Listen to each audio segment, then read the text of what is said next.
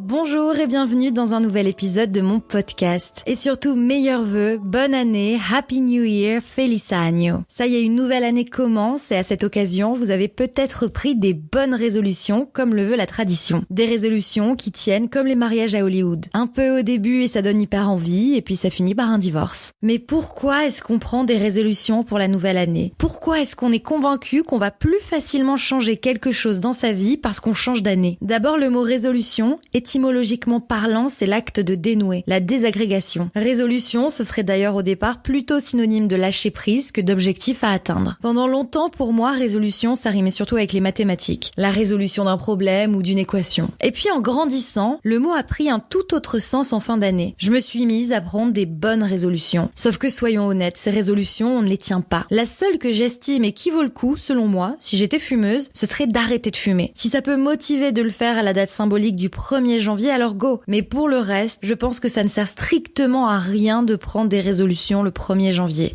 D'abord parce que peu de gens arrivent à les tenir. La preuve, une étude publiée dans le Journal of Clinical Psychology a révélé des statistiques plutôt pessimistes. 2 semaines après le Nouvel An, 29% des sondés avaient déjà abandonné. Et 6 mois plus tard, plus de la moitié avaient totalement oublié leur bonne résolution. Mais pour moi, le pire, c'est de prendre la même résolution chaque année sans réussir à la tenir. Einstein disait, la folie, c'est de faire la même chose encore et d'attendre des résultats différents. Et en effet, si on a pris une résolution une année, qu'on ne l'a pas tenue, alors on l'a reprise l'année suivante et on ne l'a toujours pas tenue, c'est que c'est sûrement pas une bonne résolution. Bonne dans le sens où elle n'est pas adaptée, réaliste ou précise. Dans la liste des résolutions les plus courantes, il y a le régime, ou se fixer, 5 kilos à perdre. Déjà, c'est pas une résolution puisque dès le départ, on ne se dit pas qu'on va changer de comportement, on a juste fixé un chiffre comme objectif à atteindre. Ce serait comme dire que mon objectif, alors que je cherche un nouveau job, c'est de devenir riche. Ça ne marche pas comme ça. Autre exemple, peut-être que votre bonne résolution, c'est de vous mettre au sport. C'est hyper louable. Mais pour autant, ne vous faites pas avoir avec une offre alléchante d'abonnement de 24 mois dans une salle de sport où vous ne mettrez jamais les pieds. En plus, si vous n'avez pas réussi à aller au sport ces derniers mois, c'est pas en janvier, le mois le plus déprimant de l'année, alors qu'il va faire froid et sombre, que vous allez vous motiver à chausser des baskets et à aller courir. Soyons réalistes. Moi, la coutume de me fixer des objectifs pour l'année, je l'ai appris au fil du temps, ça n'a que des effets négatifs. Au lieu de me motiver, de me stimuler, mes résolutions, objectifs me hantent. Alors cette année, je ne me fixe pas d'objectifs, j'ai pas envie de dire des choses que je ferai pas et qui potentiellement me frustreront ou me feront sentir un peu nulle. Non, rien du tout. Cette année, je la laisse venir à moi comme elle est. Je la laisse maîtresse de mon destin. Parce que finalement, c'est pas moi qui décide. J'ai aucune idée de ce qui va arriver durant les 365 jours à venir. L'année dernière, je m'étais fixé des résolutions professionnelles. Et ça s'est soldé par un flou total et une période un peu down côté pro. Pas uniquement à cause de mes résolutions d'il y a un an, mais peut-être un peu quand même. Parce que les choses ne se passent pas toujours comme prévu. Et parce qu'on ne contrôle pas tout. Enfin, je crois même qu'on contrôle pas grand-chose finalement. Mais ce qui est intéressant en fin d'année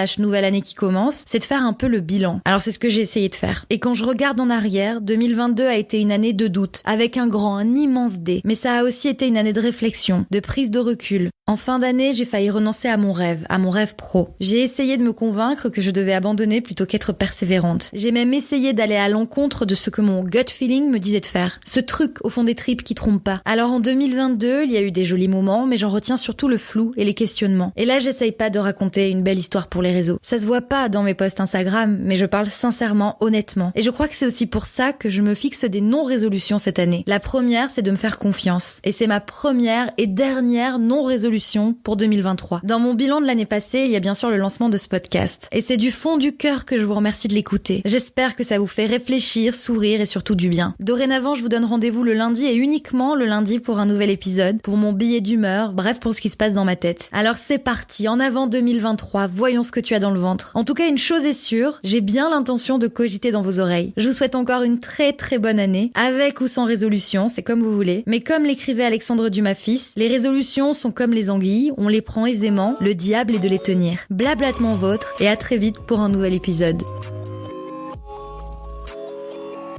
Merci beaucoup pour votre écoute. Je vous donne rendez-vous sur Instagram, Lisa Marie parle dans le micro et je vous souhaite également une bonne journée ou une bonne soirée. Bye!